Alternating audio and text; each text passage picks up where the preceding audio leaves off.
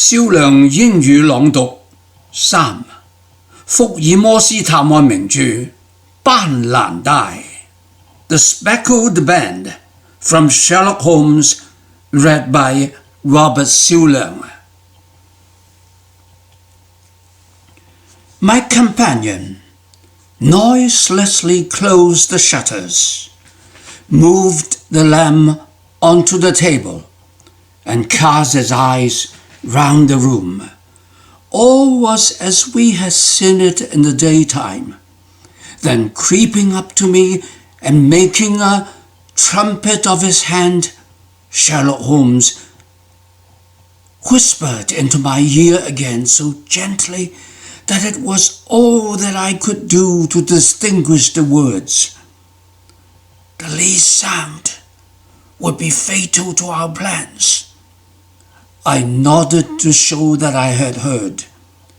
We must sit without light.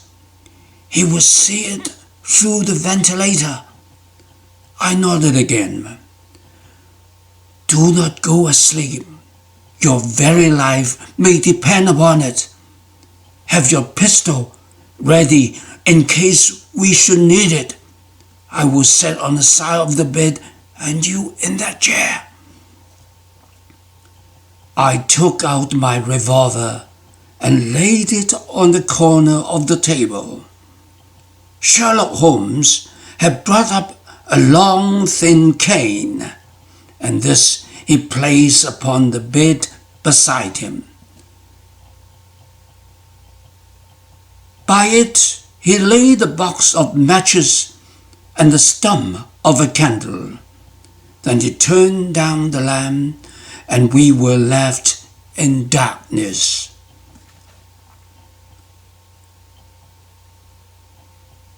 How shall I ever forget that dreadful vigil? I could not hear a sound, not even the drawing of a breath, and yet I knew that my companion sat open-eyed within a few feet of me in the same state of nervous tension in which I was myself. The shutters cut off the least ray of light, and we waited in absolute darkness. From outside came the occasional cry of a night bird, and once, at our very window, a long-drawn cat-like whine, which told us that the cheetah was indeed at liberty. Far away we could hear the deep tones of the parish clock, which boomed out every quarter of an hour. How long they seemed, those quarters!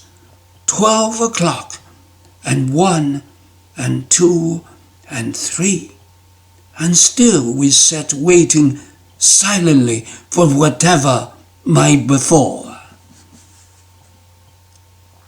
Suddenly, there was the momentary gleam of a light up in the direction of the ventilator, which vanished immediately, but was succeeded by a strong smell of burning oil and heated metal. Someone in the next room had lit a dark lantern. I heard a gentle sound of movement, and then all was silent once more. Though the smell grew stronger, for half an hour I sat with straining ears. Then suddenly another sound became audible, a very gentle, soothing sound, like that of a small jet of steam escaping continually from a kettle. The instant that we heard it, Sherlock Holmes sprang from the bed, struck a match, and lashed furiously with his cane at the bell-pull. "You see it, Watson?" he yelled. "You see it?" but I saw nothing. At the moment when Holmes struck the light, I heard a low, clear whistle, but the sudden glare flashing into my weary eyes made it impossible for me to tell what it was at which my friend lashed so savagely. I could, however, see that his face was deadly pale and filled with horror and loathing. He had ceased to strike and was gazing up at the ventilator when suddenly there broke from the silence of the night the most horrible cry to which I have ever heard. It swelled up louder and louder.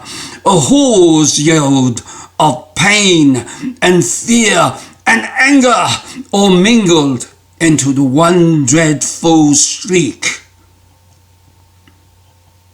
They say that away down in the village and even in the distant parsonage, that cry raised the sleepers from their beds. It struck cold to our hearts, and I stood gazing at Holmes and he at me until the last echoes of it had died away into the silence from which it rose. "What can it mean?" I gasped. "It means that it is all over," Holmes answered. "And perhaps, after all, it is for the best. Take your pistol, and we will enter Dr. Rilot's room. He will be caught red-handed."